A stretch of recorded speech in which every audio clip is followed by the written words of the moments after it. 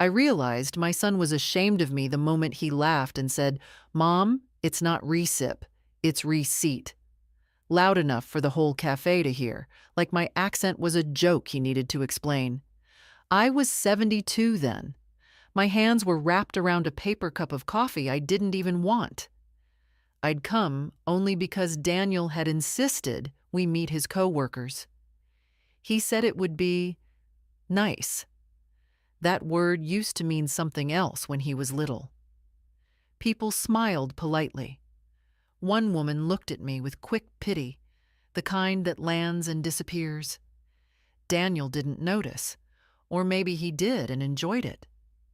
He leaned back in his chair, relaxed, confident, correcting me again when I asked for sugar. He didn't even look at me when he did it. He looked at them. I nodded and stayed quiet. I learned that trick decades ago. Silence as a blanket. Silence as survival. My accent never bothered me before. It came with me when I arrived here at 26, with one suitcase, a baby on my hip, and a husband who promised he'd follow once he settled things. He never did. I worked in kitchens, laundries, cleaning offices after midnight. My tongue learned English the hard way, word by word, mistake by mistake. It was never perfect, but it fed my child. It paid rent. It kept the lights on. At home, Daniel never corrected me when he was young. He used to translate for me with patience, standing proud like a little man. Somewhere along the line, that pride curdled into embarrassment. That day in the cafe, he sighed when I spoke. He corrected my grammar twice. When I mispronounced a street name, he laughed and said, "You've lived here 40 years, Mom. How do you still talk like this?" I wanted to tell him that accents don't fade the way memories don't, that my mouth remembers who I was before this country. But I didn't.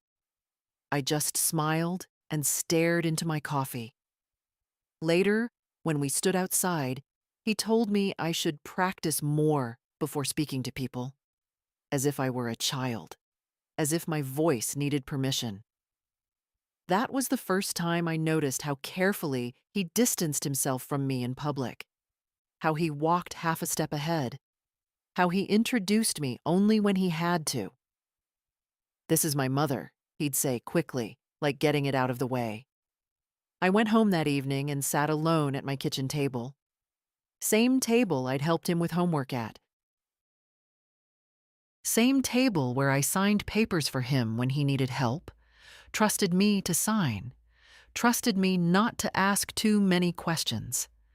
I told myself he was just stressed, that children say foolish things, that a mother must be patient.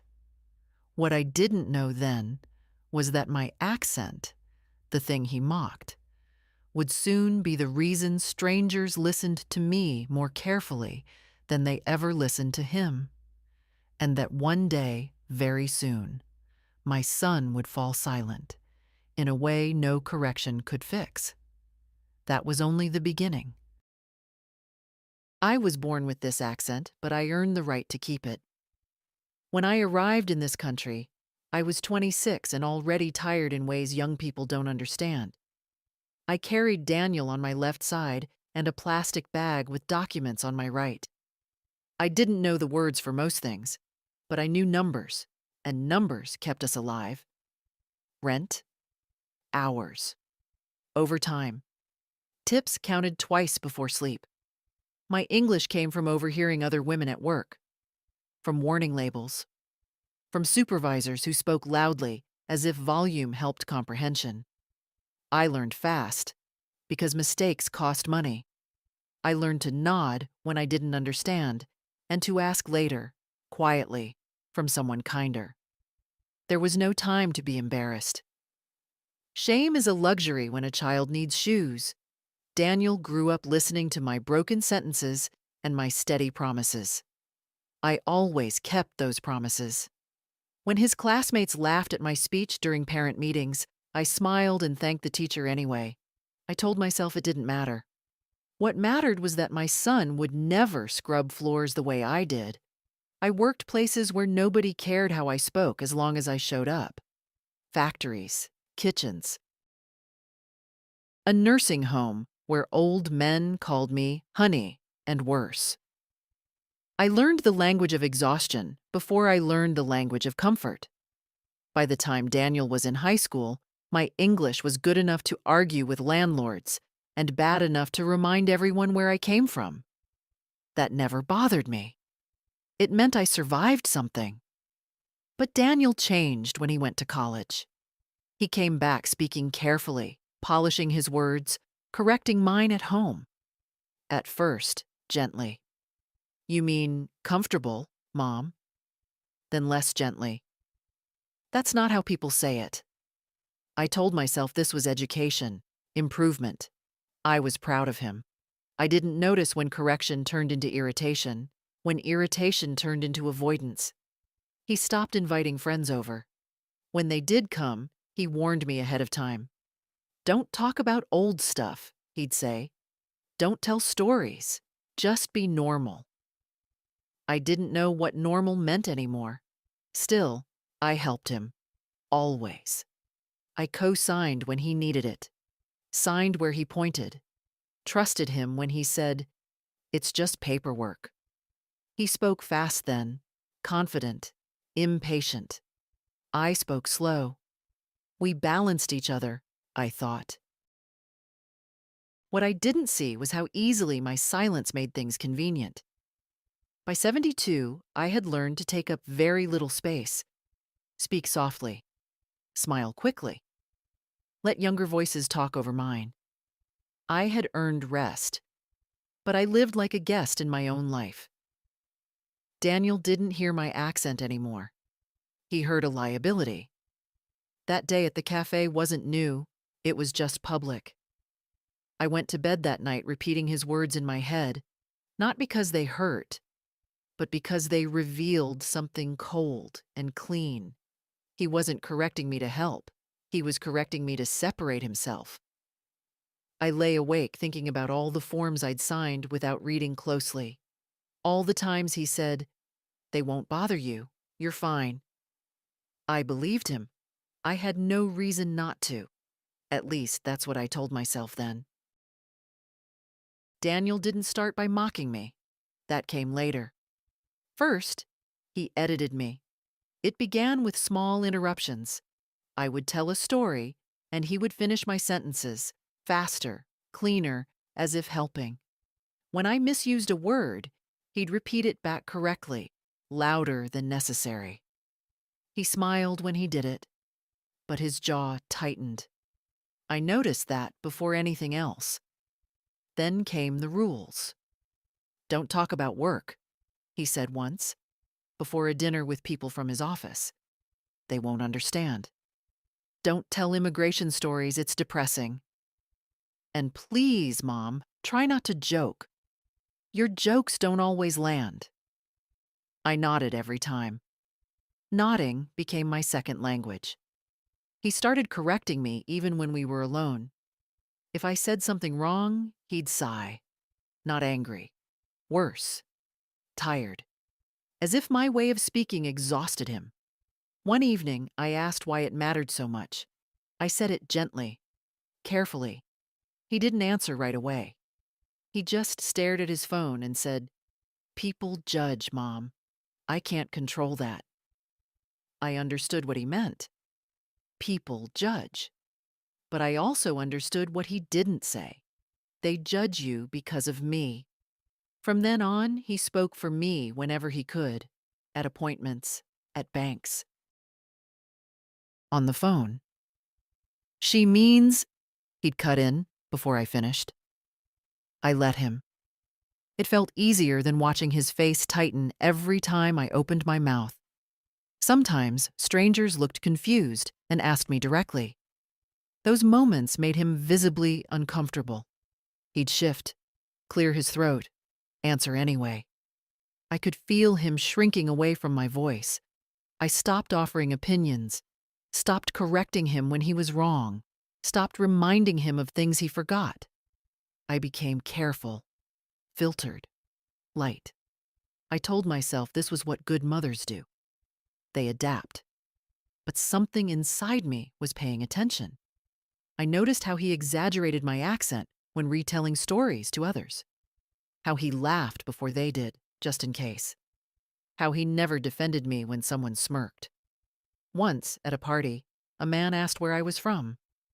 Before I could answer, Daniel said, "Oh, she's been here forever. You know how accents stick." He laughed. The man laughed too. I didn't. On the drive home, Daniel talked about his promotion. I congratulated him. I meant it. But my chest felt tight, like something had finally taken shape and settled there. That night, I stood in front of the bathroom mirror and practiced saying my own name. Slowly, clearly, the way I always had, the way my mother taught me. I sounded like myself. I realized then that my son wasn't trying to help me fit in. He was trying to erase the parts of me that reminded him where he came from. And worse, he thought I would always accept it. Daniel's life grew larger as mine grew quieter. After his promotion, everything accelerated.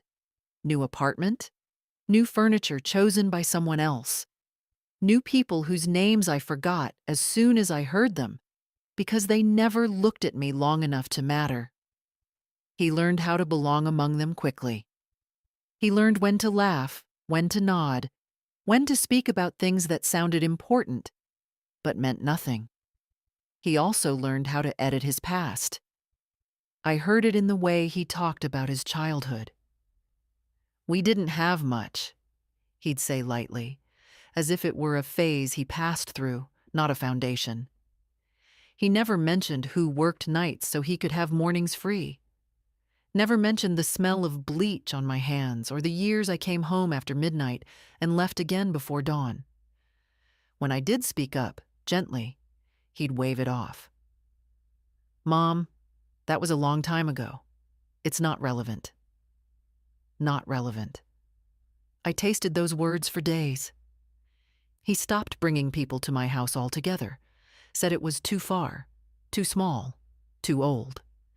When he visited, he checked his watch often, took phone calls, corrected me even when I wasn't wrong, just different. He dressed differently now. So did his voice. He spoke slower around his friends, flatter, like nothing could surprise him. Around me, he was impatient, clipped, as if I were a delay he hadn't planned for. Once, I overheard him on the phone in my kitchen. He didn't know I was there. He laughed and said, "Yeah, my mom's sweet, but very old school. Heavy accent. I keep her away from work stuff." I stood still and let the kettle scream until he noticed. He jumped, embarrassed for a moment, then annoyed. "You should turn that off," he said, like I'd done something wrong. That was when I understood my place in his life had shifted. I was no longer a source. I was a risk. Still, he needed me. He came with papers, questions, explanations that moved too fast. He told me what to sign and where. "It's just formal," he said. "You don't need to worry." I trusted him because trust was easier than conflict, and because he was my son. He spoke confidently to officials, to banks, to landlords. He always told me not to worry. "They won't bother you," he said more than once. "You're fine." I didn't notice how often he used my name when it helped him, and my silence when it helped him more. By then, I had learned to read rooms quickly, to feel when I was being tolerated, not welcomed. I learned how to shrink myself without disappearing completely. It takes skill to be useful and invisible at the same time. People praised Daniel for how far he'd come. They told him he was impressive, resilient, self-made. He accepted it all easily. He never corrected them. At night, alone, I sometimes practiced speaking out loud just to hear my own voice. It grounded me, reminded me I was still here. Daniel thought he had outgrown me. What he didn't realize was that he was standing on something fragile, built partly on my name, my patience, my accent-heavy signatures. And fragile things make the loudest sound when they finally break. The paperwork began quietly, the way most important things do.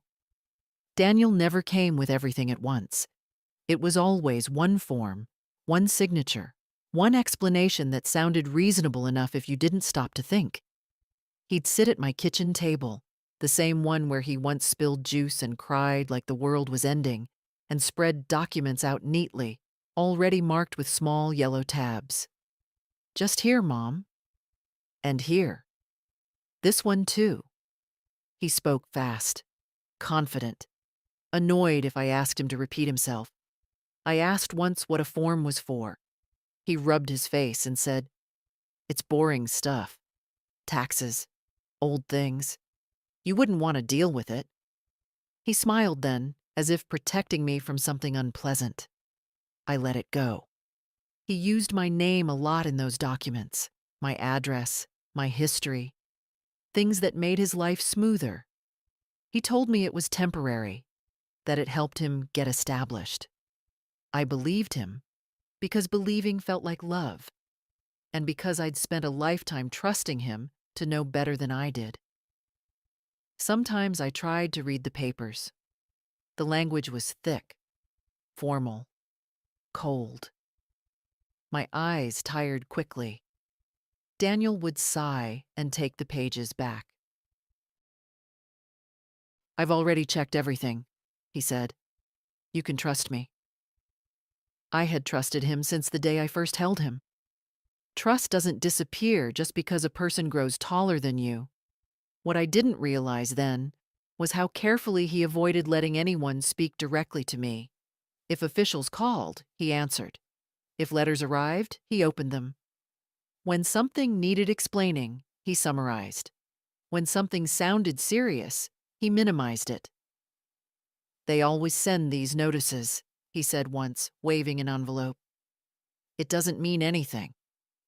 I asked him why my name kept coming up. He laughed lightly. "Because you've been here forever. It makes things easier." Easier for whom? I didn't ask. I noticed changes around that time. His impatience sharpened. He corrected my accent more harshly, as if he were afraid someone else might hear it. When I asked questions, he said I worried too much. When I stayed quiet, he relaxed. So I stayed quiet more often. At 72, I knew enough not to confuse silence with ignorance. I understood that things were being arranged around me. I just didn't yet understand the shape of them. Once, at a government office, a woman behind the counter addressed me directly. She spoke slowly, clearly, asked me a simple question. Daniel interrupted before I could answer. "She doesn't really understand," he said. "I'll explain." The woman looked at me then. Really looked. Her expression changed slightly. She nodded and continued speaking to him, but more carefully now.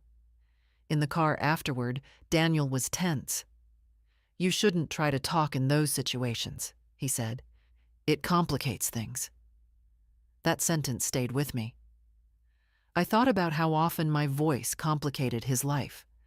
How often my presence felt like something he had to manage, not welcome. I told myself it was temporary, that once everything was settled, he'd relax.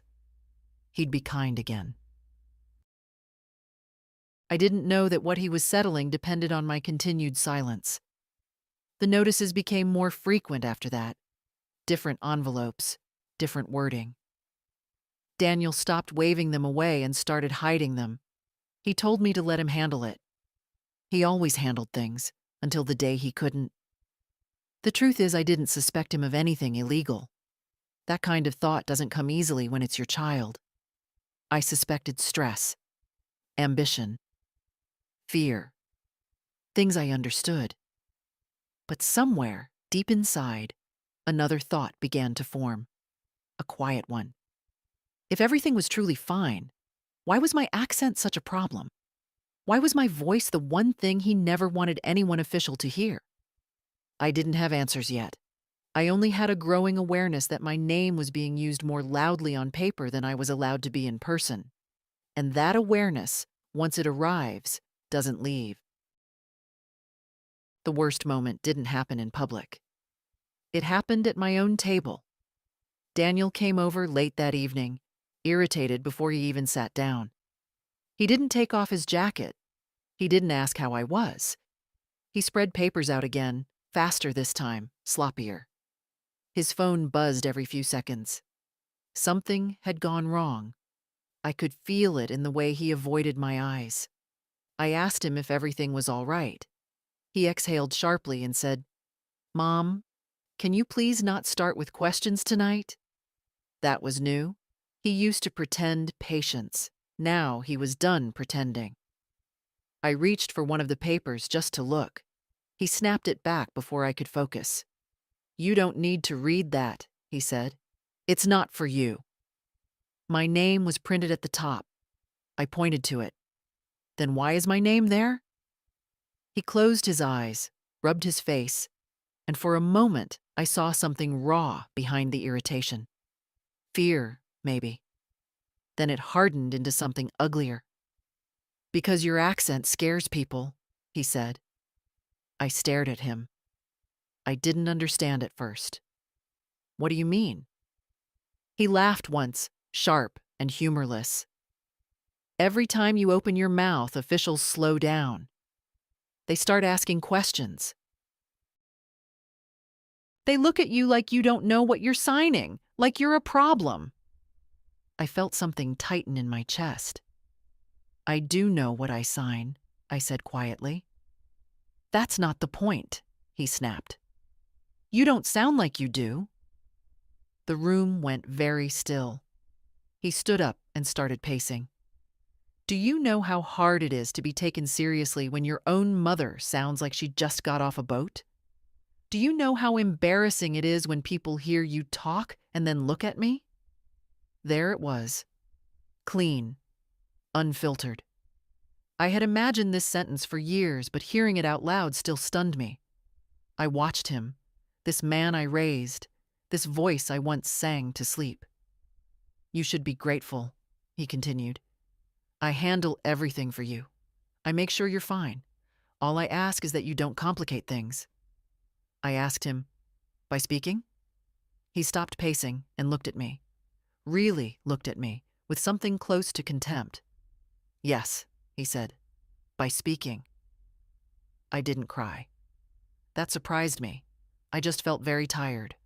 I told him my accent came from a life he never had to live, from nights he slept while I worked, from fear, from effort, from surviving. I told him it wasn't a flaw. It was evidence. He rolled his eyes. "You're being dramatic." That word landed harder than the rest. He gathered the papers, shoved them back into his folder. "Just sign what I give you, and don't talk to anyone official unless I'm there," he said. "Please, for once, don't make this about you. For once." I signed. My hand shook, but I signed. Habit is powerful. Love even more so. After he left, I sat at the table for a long time. The house felt hollow. I replayed his words slowly, not to punish myself, but to understand them. "My accent scares people. You don't sound like you know what you're doing. Don't speak." I went to the bathroom and looked at myself in the mirror. 72 years, gray hair, lines earned honestly. A woman who had crossed borders and buried disappointments and kept going. I spoke my name out loud again, slowly, with my accent. The one he hated. I sounded steady. That was the night something shifted. I didn't know what was coming yet. I didn't know how close everything was to breaking. But I knew one thing clearly, with no confusion at all. If my voice frightened him this much, it was because somewhere it carried a truth he was terrified to hear spoken. The days after that conversation were quiet, but not peaceful. Daniel didn't call. That, in itself, wasn't unusual. Silence had become our normal language, but something inside me had changed, and silence now sounded different. It wasn't empty anymore. It was crowded with questions I had avoided for years. I went about my routine slowly. Made soup I barely ate. Folded laundry that didn't need folding. I noticed how often I had arranged my life around being available, around not interfering, around staying useful. I thought about that word he used, embarrassing, how easily it came to him, how long it must have lived inside his mouth before he finally let it out. For the first time, I allowed myself to think a dangerous thought. What if my silence wasn't protecting him anymore? What if it was protecting something else? I replayed moments I'd dismissed before. The way he panicked when officials spoke directly to me. The way he insisted I let him handle it. The way my accent, of all things, became a problem only when paperwork was involved. I wasn't stupid. I never had been. I'd managed businesses, negotiated rent, survived in a country that didn't wait for me to catch up. I knew how fear looked on a man's face. I'd seen it in mirrors. One afternoon, I took out the folders he'd left behind over the years. Old copies, duplicates, things he'd forgotten to take. I didn't understand everything, but I understood enough to feel my stomach tighten. Dates that didn't match, addresses used interchangeably, my name appearing where his should have been. Nothing screamed, but nothing was clean. That was when the boundary appeared. Not loud, not dramatic, just firm. I realized I didn't owe him my ignorance. I didn't confront him, not yet. I didn't call lawyers or offices. I wasn't ready. What I did was smaller, quieter, and more important. I stopped signing. When Daniel came by a few days later with more papers, I told him I was tired and needed time. He stared at me as if I'd spoken in a foreign language. "It'll only take a minute," he said. "I know," I replied. "But not today." He laughed nervously. "Mom, don't do this. You're overthinking." "No," I said calmly. "I'm thinking for the first time." He left, irritated, confused, already texting someone as he walked out. I closed the door and leaned against it, surprised by how steady my legs felt. That night, I slept deeply. In the following days, letters arrived addressed to me directly. I didn't give them to Daniel. I read them slowly, with a dictionary beside me, the way I used to read school notices when he was small. Some of the language frightened me. Some of it clarified things I hadn't wanted to see. I understood then why my accent was inconvenient, why my voice slowed rooms down, why he needed me quiet. Because when I spoke, people listened longer. I didn't feel angry yet. I felt clear. Clarity is a strange thing at my age. It doesn't rush in. It settles. It rearranges furniture in your mind and leaves no space for old excuses. I wasn't planning revenge. I wasn't planning anything dramatic. I simply decided that whatever happened next, I would not lie. Not with words, not with silence. If someone asked me a question, I would answer it myself, in my voice, with my accent, carefully, truthfully. Daniel had spent years teaching me that my voice was a liability. He never considered the possibility that it was the only thing strong enough to undo him. That understanding didn't make me cruel. It made me ready. And readiness, I learned, is its own kind of power. The letters stopped being vague after that. At first, they arrived folded neatly, almost polite. Requests for clarification, notices that used careful language and too many commas. I read them slowly at my kitchen table, my finger tracing each line the way I used to trace Daniel's homework when he was small. Some words I circled. Some I looked up. None of them mentioned him directly. They mentioned me. One envelope came with a return address that made my stomach tighten. It wasn't threatening. It didn't need to be. It simply asked me to confirm information I had previously provided. There was a number to call, a time frame, no urgency in the tone, which somehow made it worse. Daniel called that evening, his voice bright and forced. "Did you get any mail today?" "Yes," I said. A pause, just a second too long. "Anything important?" "I'm not sure yet." He exhaled sharply. "If it's from the government, just leave it. I'll take care of it." I thought of the word handle, how often he'd used it, how much weight it carried. "I'll read it first," I said. Another pause. Longer this time. "Mom," he said carefully, "you're going to confuse yourself. These things aren't meant for people who speak like me," I finished. Silence. "I'm just trying to help," he said finally, irritation seeping through. "I know," I replied. And for the first time, I wasn't lying to keep the peace. The calls began after that. Always respectful. Always measured. They spoke to me directly, slowly, but not condescendingly. They asked if I understood. They waited for my answers. No one interrupted me. Each conversation left me a little steadier. Daniel grew restless. He showed up unannounced twice, asking if anyone had visited, if I'd spoken to anyone. He corrected my phrasing mid-sentence even then, like a reflex. I noticed how his hands shook when he pretended not to care. "They always go after people like you," he said once, pacing my living room. "You should be careful. People like me." I asked him what he meant. He didn't answer. He never did when the truth was too close. Another letter arrived. This one was firmer. It mentioned a visit. A routine one, the letter said. Verification. Nothing to worry about if everything was in order. Daniel read it twice, standing over my shoulder, then folded it sharply. "They're coming for you," he said. "I told you this would happen." I looked at him then. Really looked. He wasn't afraid for me. He was afraid of me. That night, I lay awake listening to the house settle around me. Pipes clicking. Wind brushing the windows.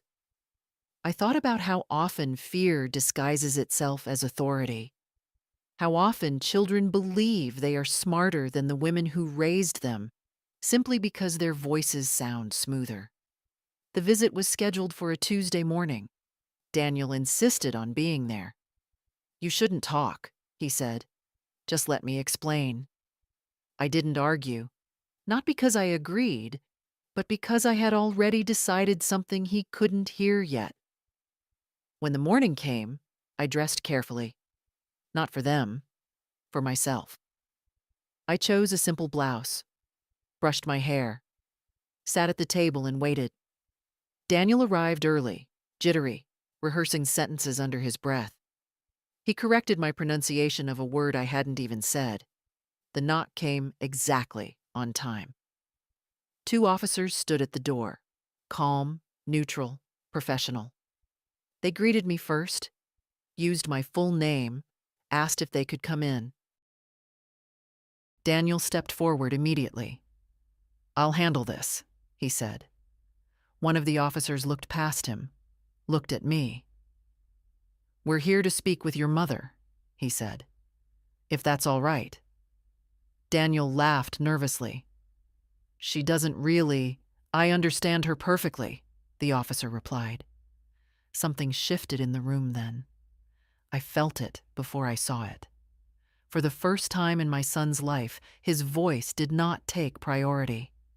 For the first time, my accent did not close doors. It opened them.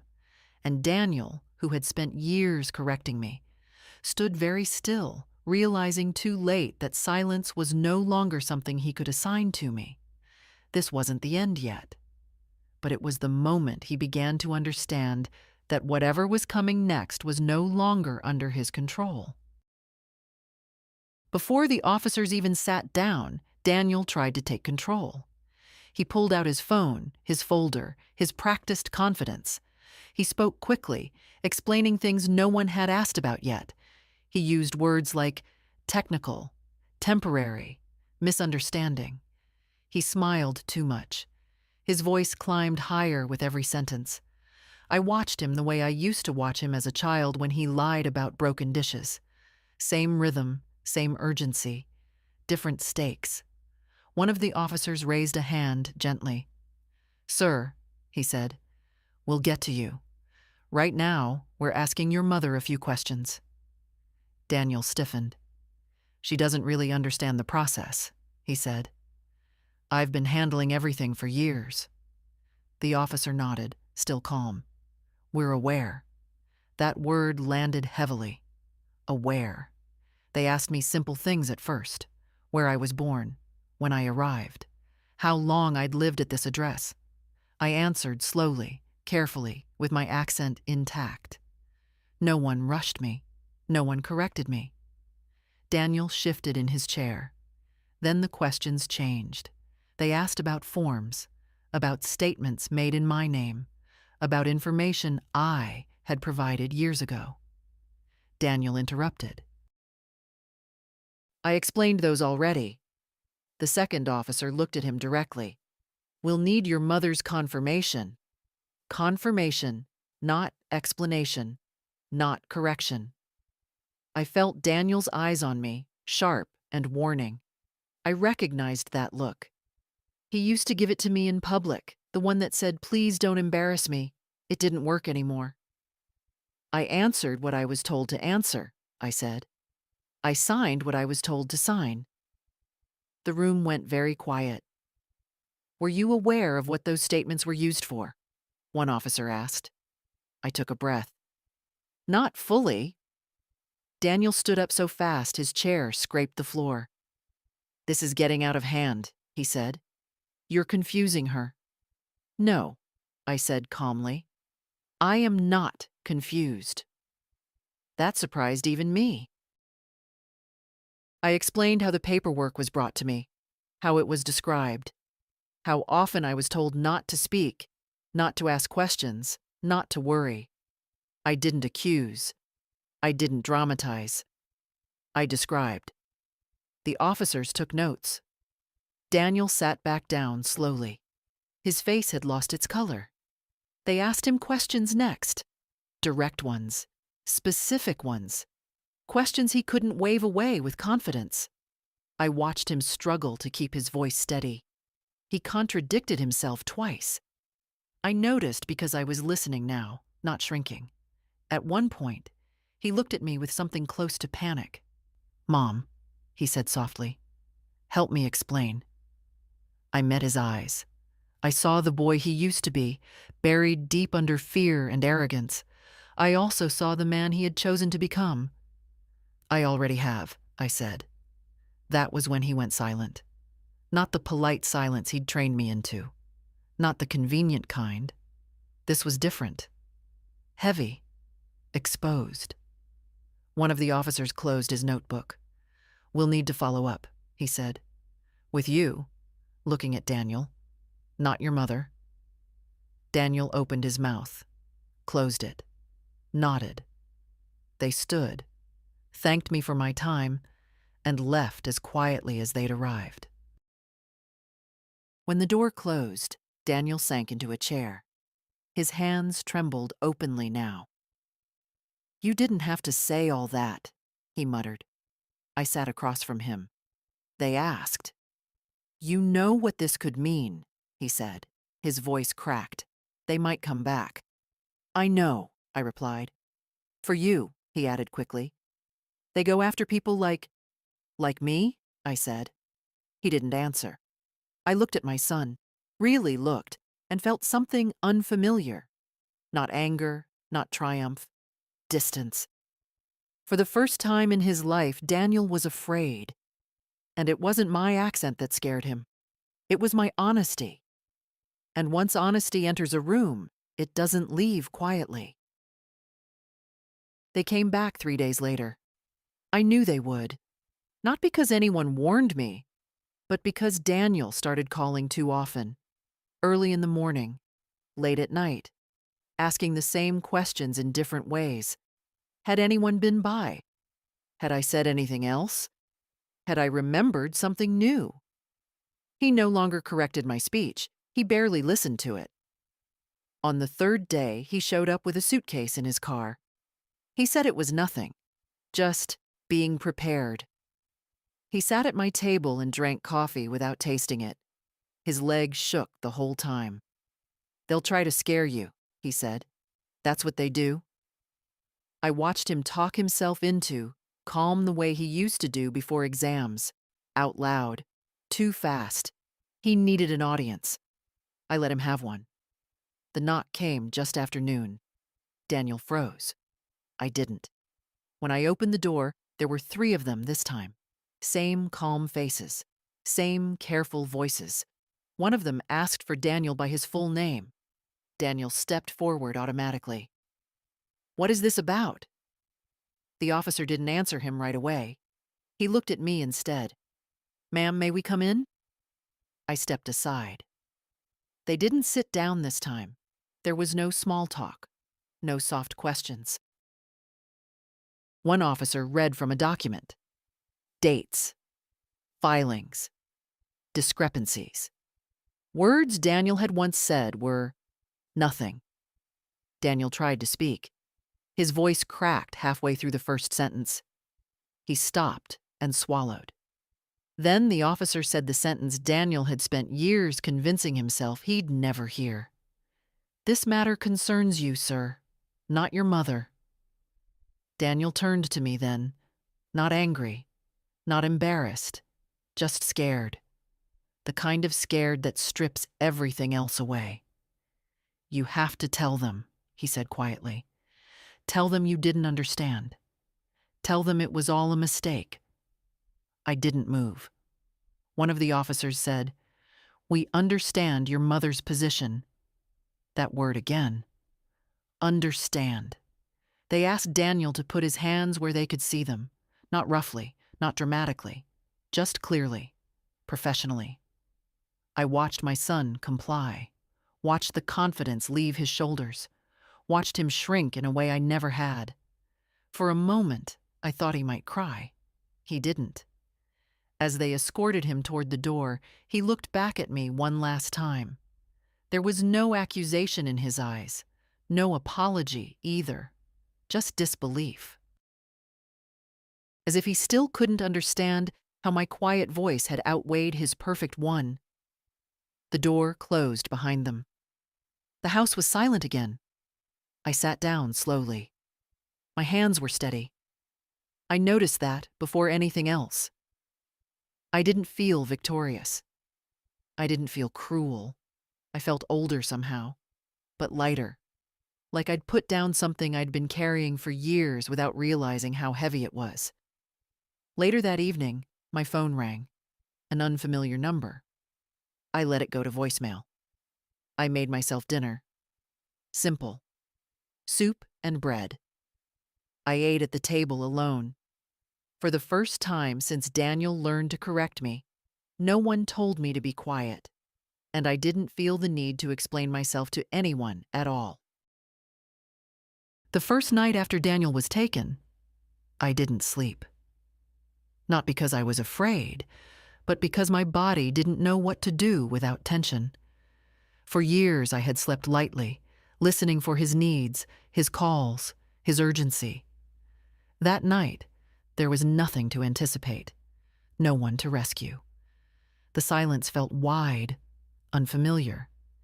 In the morning, I made coffee and forgot to add sugar. I drank it anyway. The phone rang constantly that day. Numbers I didn't recognize. Messages left in careful, legal voices. I listened to one, then another, then stopped checking. Whatever needed to be said could wait until I was ready to hear it. By afternoon, the shock had worn off and something else settled in its place. Not guilt, not regret. Acceptance. Daniel called from a restricted number that evening. I answered. "Mom?" he said. His voice sounded smaller, stripped of its practiced confidence. "They say I can make one call." "I know," I replied. He didn't speak for a moment. I could hear his breathing. "You could still help me," he said finally. "If you explain it right. If you tell them you misunderstood everything." "I already explained it right," I said. "I told the truth." "That's not what I mean," he snapped, panic rising. "You know how to talk to them. You know how to sound confused." I closed my eyes.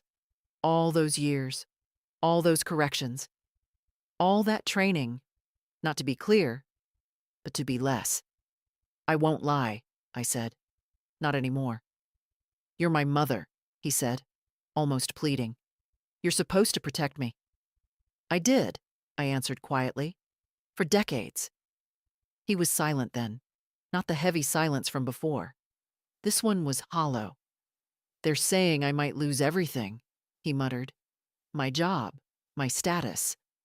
I thought of the nights I'd lost sleep so he wouldn't lose opportunities. The hours I'd lost youth so he could gain security. "I can't fix this for you," I said. "You have to face it yourself."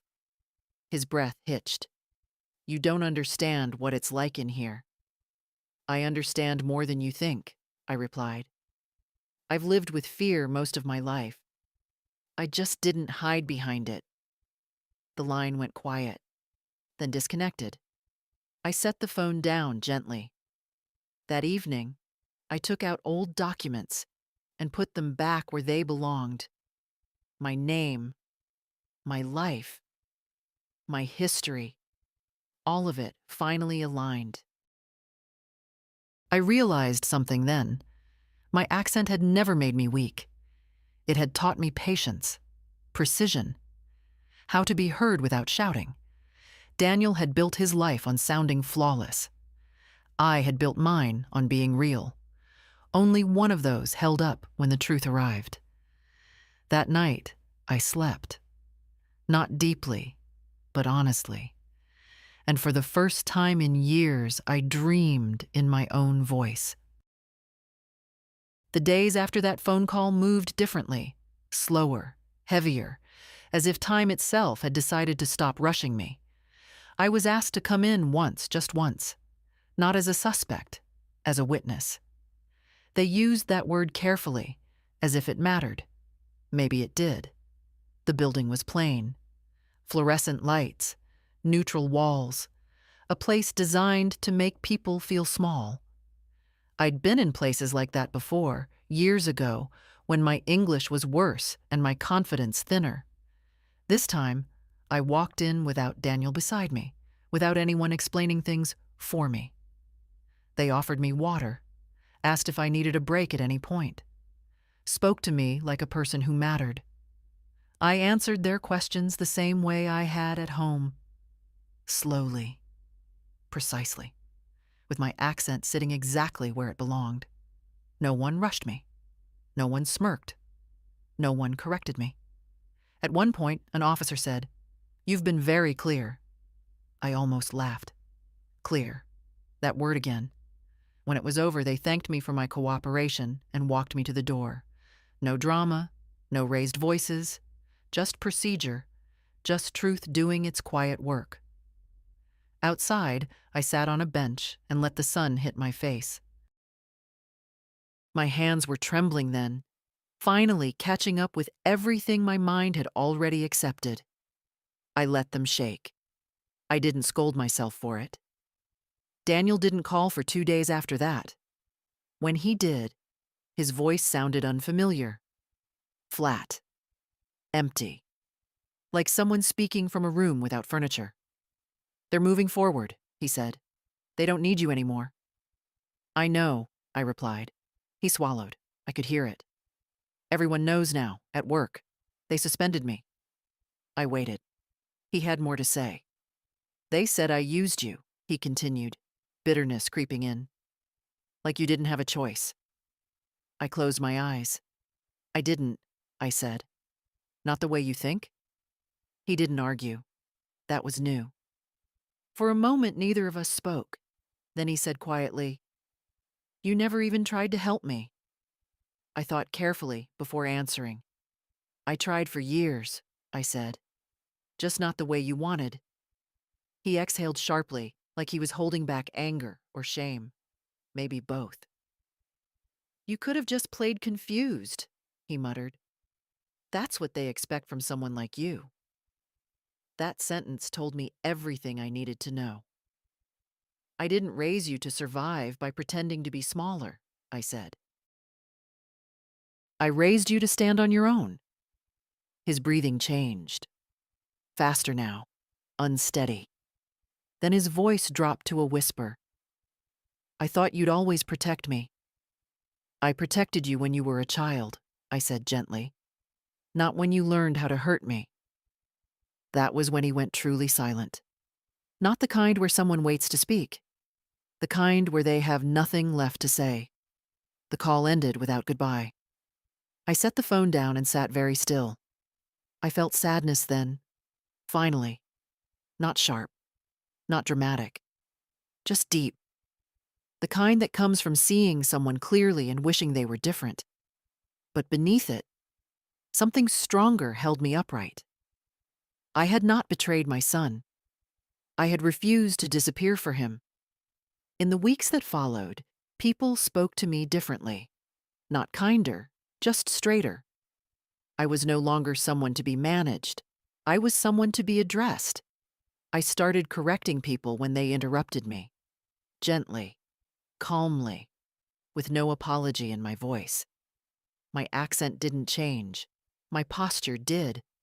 And somewhere, in a place where perfect pronunciation meant nothing, my son sat in silence. Not because I had taken his voice, but because he had finally run out of lies to speak. He asked to see me 2 weeks later. Not directly. The message came through his lawyer first, careful and neutral, as if emotions could be filtered out by good wording. "Your son would like a brief meeting. He believes there are things that should be discussed." I read it twice, then once more the next morning, just to be sure my eyes weren't tired. I agreed. Not because I owed him anything, but because I was finished running from conversations.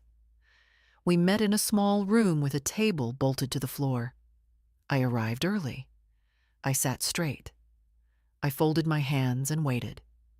When Daniel came in, escorted but unrestrained, I barely recognized him. He looked thinner, not physically. Something else had been stripped away. He smiled when he saw me. The old smile. The one he used when he wanted something. "Mom," he said softly. "Thank you for coming." I nodded. I didn't smile back. We sat across from each other. For a moment, neither of us spoke. He kept glancing at the door, then at me, like he was measuring how much time he had left to persuade me. "They say you're done cooperating," he said finally. "I told them everything I knew," I replied. "There's nothing left to add." He leaned forward. "There is," he said. "You could explain my intentions. You could say I never meant to break the law, that I was just trying to protect my family." I studied his face. The familiar impatience. The expectation that I would fill the silence with reassurance. "You were protecting yourself," I said calmly. His jaw tightened. "You don't know that."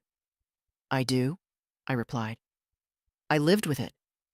He looked away, then back at me. His voice lowered.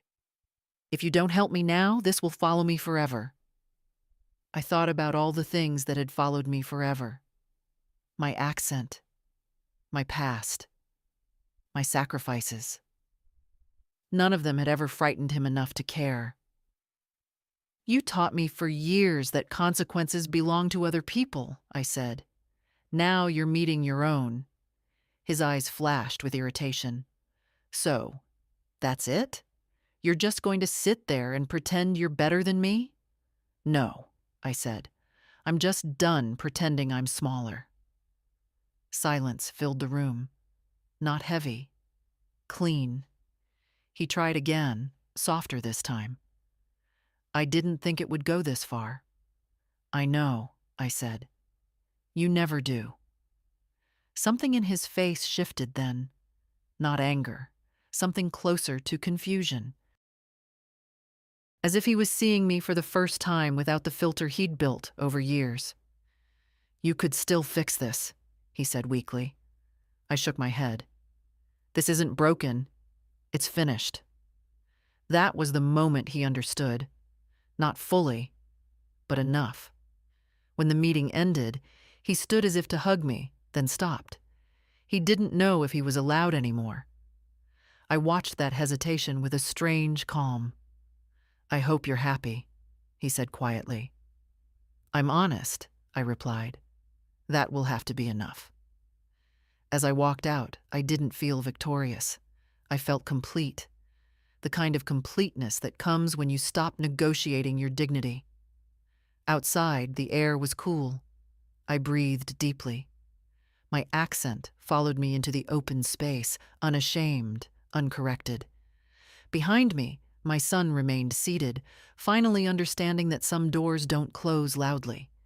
They simply stop opening. After that meeting, my life did not collapse the way people expect it to when family breaks. It became quieter. That was all. The first weeks were filled with practical things, letters to sort, appointments to attend alone. I moved slowly, deliberately, relearning how to occupy space without apologizing for it. No one rushed me anymore. No one corrected my words. I noticed how often people waited when I spoke, how patience appears when you stop signaling that you don't deserve it. Some evenings, I still reached for the phone out of habit. My hand would hover, then lower. There was nothing left to explain, nothing left to fix. That realization came with grief, but also with relief. I thought often about Daniel as a child, the way he used to hold my finger when crossing the street, how he'd speak for me proudly at stores, translating with importance far beyond his years. He had once loved my accent. It was proof I belonged to him. Somewhere along the way, it became proof he wanted to escape. I didn't rewrite the past to make myself feel better. I let it stand as it was, complicated, human, unfinished. People asked me if I felt guilty, if I regretted not helping him one last time. They asked carefully, afraid of offending me. I told them the truth. Love is not the same thing as disappearance. I had loved him fiercely. I had loved him incorrectly. I had loved him in a way that taught him I would always step aside. That lesson ended too late to save him from himself, but not too late to save me. One afternoon, I went through my house and noticed how many decisions I'd postponed for years. Furniture I'd kept because Daniel didn't like change. Paint I never chose because it wasn't practical. Books I hadn't read because I was always tired from being useful. I chose a new chair. I painted one wall a soft, stubborn blue. I spoke to the cashier at the hardware store without rushing, without softening my consonants to make myself easier to digest. My accent stayed with me. It always would. But now it felt like ownership instead of exposure. Daniel wrote once more. A short letter. No apology. No accusation. Just facts. Updates. Distance wrapped in politeness. I read it, folded it neatly, and put it away. I did not answer. I learned something in those months that no one teaches you when you're young or struggling. Dignity does not arrive with forgiveness. Sometimes it arrives with boundaries so firm they look like coldness to those who benefited from your warmth. I missed him. Of course I did. Missing someone doesn't mean you should become smaller to make room for them again. At 72, I had no interest in rebuilding old patterns just to feel needed. I wanted to feel whole, and I did. In the evenings, I sat by my window and listened to the city speak in a dozen accents, all of them valid, all of them belonging somewhere. I spoke back to it sometimes just to hear myself. My voice sounded steady. That was enough. I turned 73 on a quiet Tuesday. No party. No calls from Daniel. Just a card from the library and a slice of cake I bought myself on the way home. Chocolate because I wanted it and didn't have to justify it to anyone. I sat at my table and ate slowly, letting the day pass without asking it for more than it was willing to give. That surprised me most of all. How little I needed once I stopped needing approval. Life didn't become perfect. It became honest. Some mornings, I still woke up thinking of him. Not the man he became, but the boy who used to fall asleep on my shoulder while I practiced English words under my breath. I let those memories come and go. I didn't chase them. I didn't argue with them. They were part of me, not instructions. I heard updates through distant channels. Legal processes. Delays. Consequences. I never asked for details. Knowing less felt like breathing more freely. One afternoon, months later, a woman at the market asked me where I was from. I told her. She smiled and said she liked the way I spoke. I thanked her without embarrassment, without surprise. Compliments land differently when you stop flinching. I thought about how many years I'd spent shrinking my voice to keep peace. How many women my age are still doing it, telling themselves it's love, it's patience, it's tradition. We were taught that endurance is virtue and silence is grace. No one taught us that silence can also be a cage. Daniel once believed my accent made me weak. He believed the world would always see me as confused, pliable, useful only when quiet.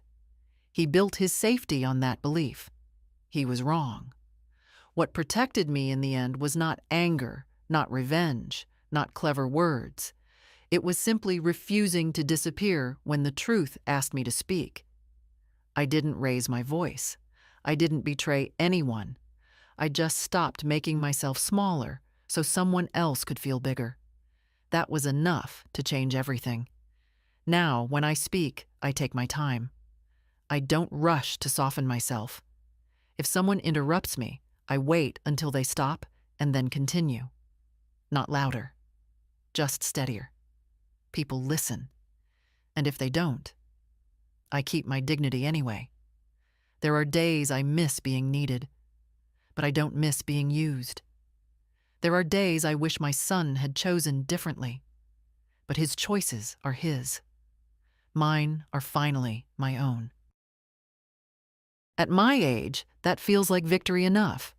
If you're reading this and recognizing yourself, your silence, your patience, your accent, your history, know this. You do not owe anyone your erasure. Not your children, not your family, not a world that benefits from you staying quiet. Your voice does not have to be perfect to be powerful.